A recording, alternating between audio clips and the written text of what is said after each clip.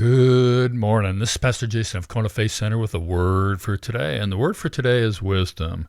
The word translated wisdom can also be translated experience, shrewdness, clever, skillful, experienced, learned, sensible, thoughtful, prudent, intelligent, sageous, cunning. Wow.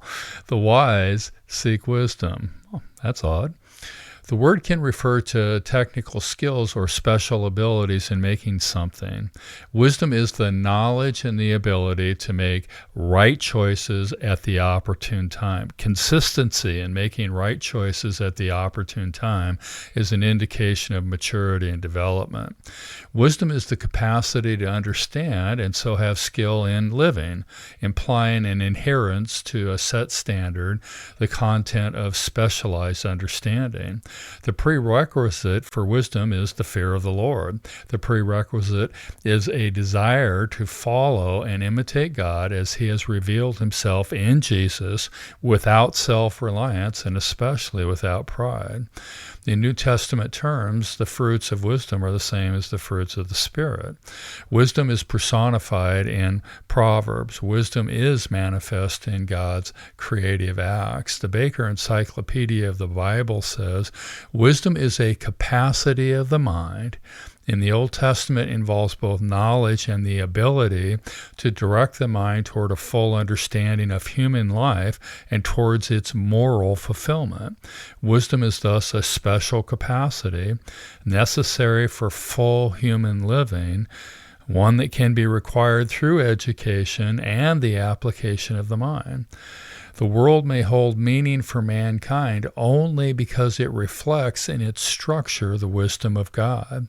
The wisdom of God in the creation of mankind means that human life may also be marked by form and order, and that meaning in life may be found in the created world which contains the marks of wisdom. The wisdom of God is thus creative, purposeful, and good. It's not merely the intellectual activity of God. The potential of human wisdom is rooted in the creation of mankind. Created by divine wisdom, human beings have within them the God-given capacity for wisdom. Wisdom cannot be understood apart from God. Human wisdom is only possible because of the divine wisdom present in creation. The potential for wisdom exists only because God created it. The starting point of wisdom must be God, specifically the fear of God. The reverence of God, namely the acknowledgement that God exists, God created, God is important in human life, lay behind all the developments of Hebrew wisdom. Human wisdom in the Hebrew conception is thus a development of the mind, an expansion of knowledge, and an understanding of both the meaning of life and how that life must be lived.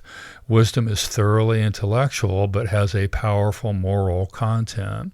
Wisdom was not sought for its own sake, but always for its application to the meaning of life. For life, like wisdom, was God's gift. This thrust in Hebrew wisdom meant that the virtues of the wise man or woman were never described in intellectual terms.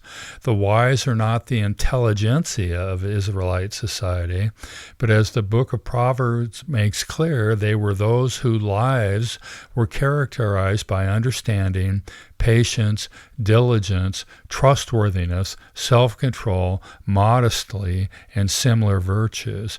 In a word, the wise man was the God-fearing man. His wisdom lay not just in a static attitude of reverence, but rather in the conscious development of the mind towards wisdom in the context of reverence. The wise educated the young people of their day not in how to make a living, but in how to live. Wisdom, the knowledge and the ability to make God choices at the opportune time that accurately reflects an understanding of the meaning of life and how that life must be lived. The word for today is wisdom. God bless. Check in tomorrow.